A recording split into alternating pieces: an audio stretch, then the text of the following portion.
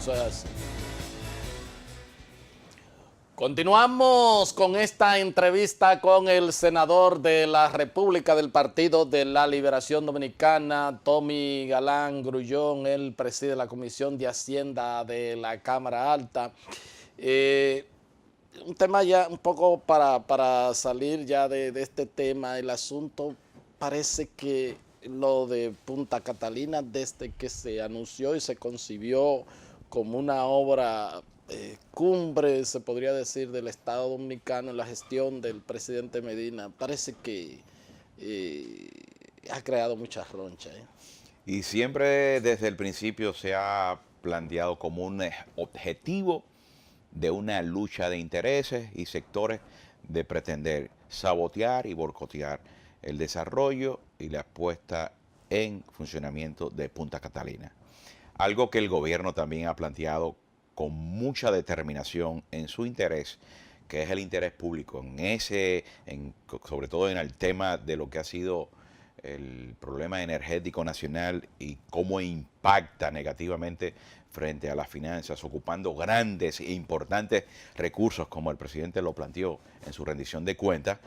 Es fundamental que ese proyecto pueda seguir su curso. Y, naturalmente, cuando tú tienes un negocio que ha enriquecido tanta gente, que implica lo que pueden ser beneficios extraordinarios de 400 millones de dólares al año, yo pienso que es difícil romper con eso. Y esas consecuencias o esa situación se ve frente a esos sectores pretendiendo, de alguna manera u otra, incidir, empujar, torpedear lo que es el proyecto de Punta Catalina. Si algo tiene el gobierno del presidente Danilo, que ha sido un gobierno progresista, un gobierno reformador, transformador, un gobierno que ha establecido la aplicación de políticas públicas en la gran parte de los temas fundamentales del país. De que tú puedas señalarle de que los resultados frente a esa aplicación pudieran estar dilatados o de repente frente a algunos temas de seguridad o otros tantos, pero no ha sido por la ausencia o por la atención de un gobierno que está en todos los ejes concentrado en poder llevar aplicaciones de políticas públicas. Y vemos este gobierno concentrado en eso. Por eso es un gobierno que ha podido mantenerse durante el año 2012 con total reconocimiento y apoyo popular. Tanto así que en lo que han podido establecer como un momento de dificultad o el de mayor dificultad que ha podido atravesar frente a las crisis que se generan frente al desarrollo de un gobierno, ni siquiera en situaciones así han podido lacerar, porque la última encuesta de Gallup ha planteado un reconocimiento y una aceptación de un 62% de un presidente en una gestión de plena dificultad, de crisis, vamos a llamarlo. Pienso que hay que resaltar que en ese propio discurso del 27, el presidente estableció su determinación y su firmeza, sobre todo cuando actúa apegado al interés popular, al interés de la nación. Y eso yo pienso que como mensaje es fundamental porque pone en claro que ese proyecto de Punta Catalina y que estos sectores oscuros que pretenden seguir saboteando y boicoteando no lo van a detener. Y en eso el presidente cuenta con el respaldo de un Congreso y de un país que también han hecho suyo la necesidad fundamental. Eso es de interés nacional, la ejecución de esa obra. Te hablan de sobrevaluación y yo te digo, te especulan sobre la sobrevaluación. Es muy fácil hablar por boca de ganso, como dicen, decir simplemente lo que para hacer daño. Y yo me alegré enormemente cuando el presidente estableció esa comisión, que hoy esos mismos sectores han querido y criticar y objetar y llamar de todos los tipos, porque yo decía que simplemente esa comisión posiblemente pudiera sacar del círculo vicioso de lo que ha aprovechado esos sectores en una fábrica de especulación permanente sobre este tema. Porque muchos dirán, bueno, ¿y qué más pudiera decir Rubén Bichara frente a todo ese proceso que se ha llevado? Lo que pasa es que es difícil para el que no quiere entender, tú convencerlo. Ahora, esa comisión, que no es más que una gran comisión de veedores, un ejercicio que el presidente inició desde el proceso del 2012, estableciendo la comisión de veedores en muchas instituciones que manejan recursos y tienen ese tipo de naturaleza como un mecanismo de contrapeso y de observación.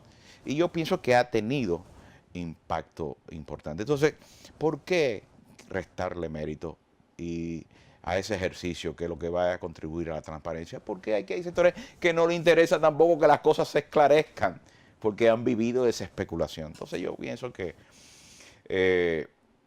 al final estamos esperando lo que debe ser el resultado de ese trabajo de esa comisión, pero lo que no debe poner en riesgo ninguna situación es que los trabajos,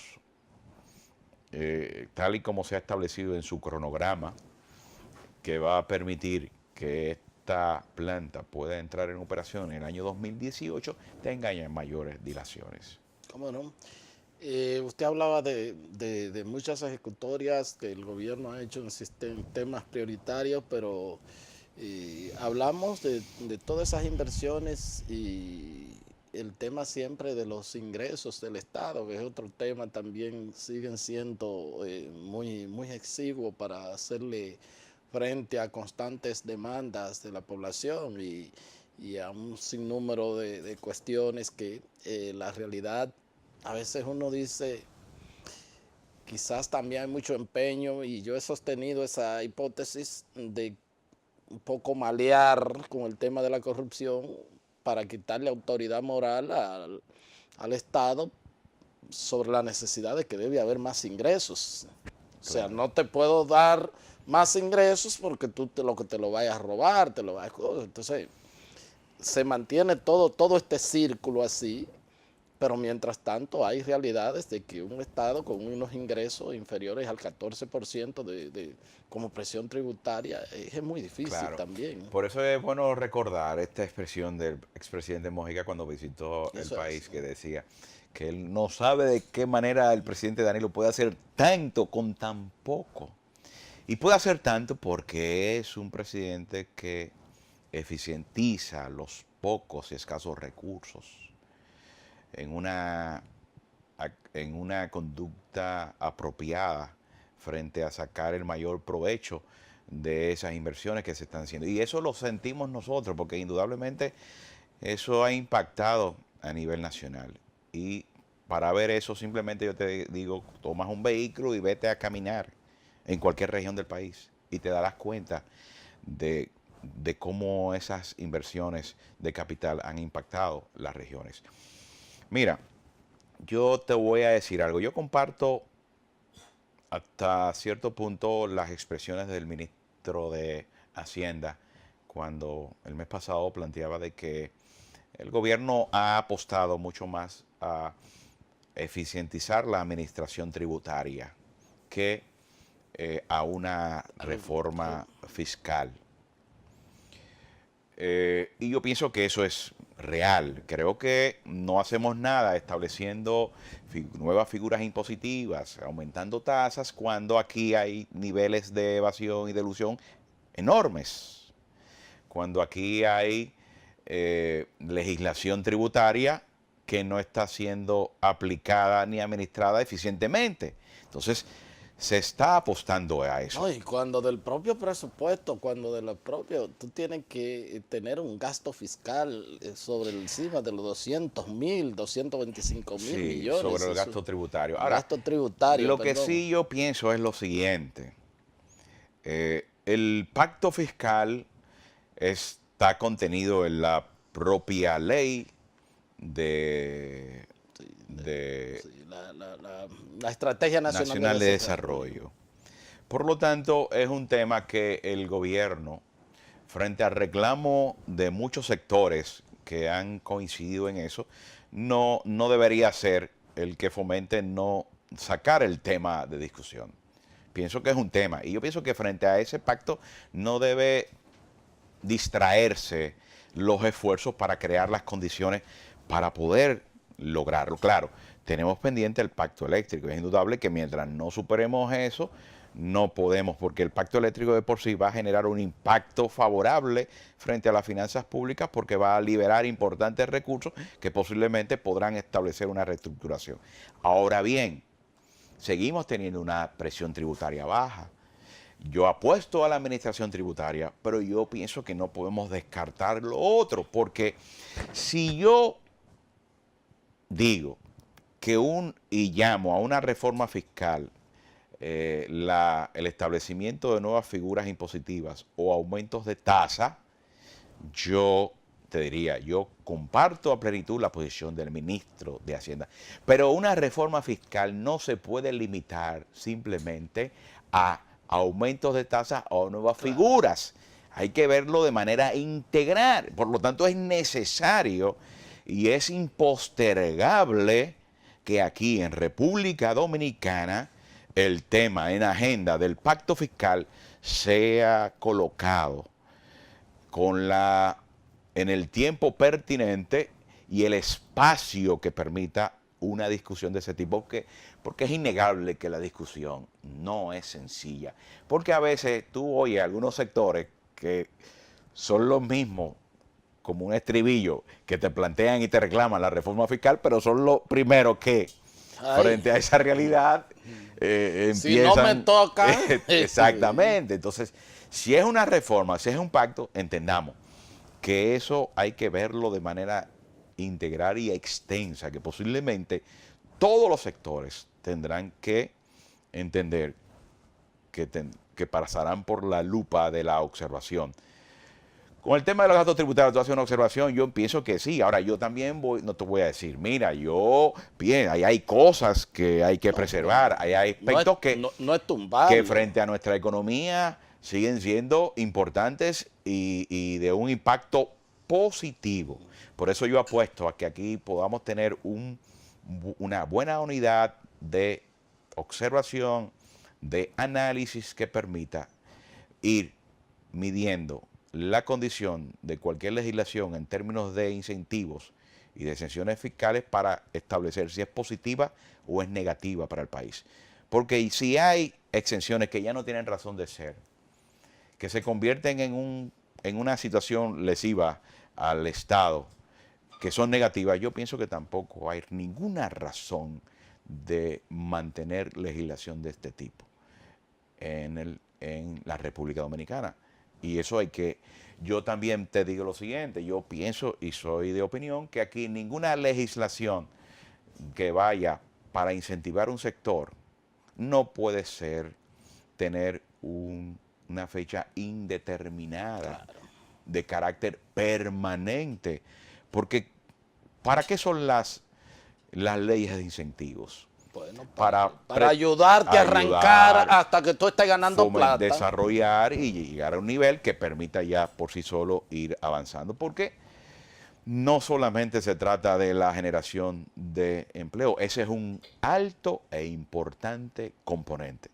Pero es un país que no recibe los ingresos suficientes y un Estado para poder hacerle frente a una cantidad de exigencias, de inversión pública, de gastos que tiene por delante, fundamentales, esenciales, es muy difícil también pretender garantizar lo que son los esquemas de desarrollo para la República Dominicana.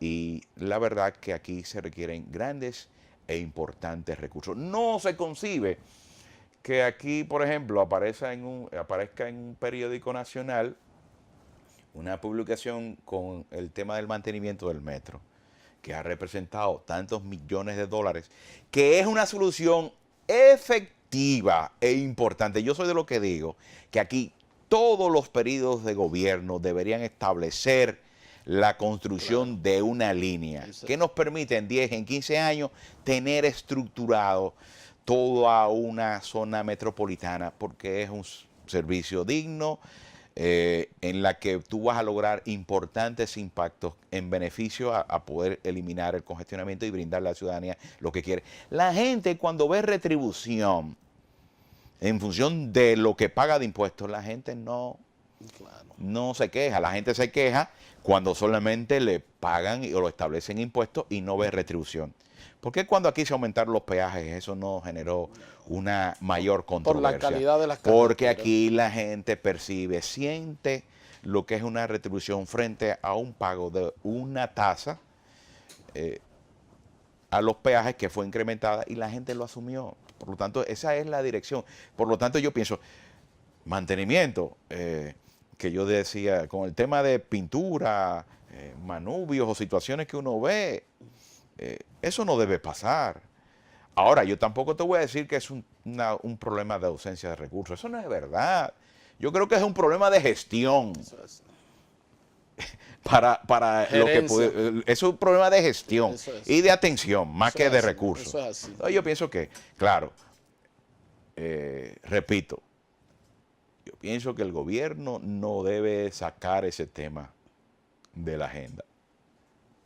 Ni a el gobierno es que le luce sacar ese tema de la agenda. Y las circunstancias, de alguna manera, yo prefiero apostemos a la eficiencia de la administración tributaria, pero vamos a revisar en un pacto fiscal toda una estructura que implica lo que son los ingresos, los gastos del gobierno a través de ese pacto. Le agradezco, senador. Muy ilustrativo todo esto. Gracias a todos ustedes por haber estado con nosotros y será pues hasta otra entrega de su programa de Intero Crédito. Hasta entonces.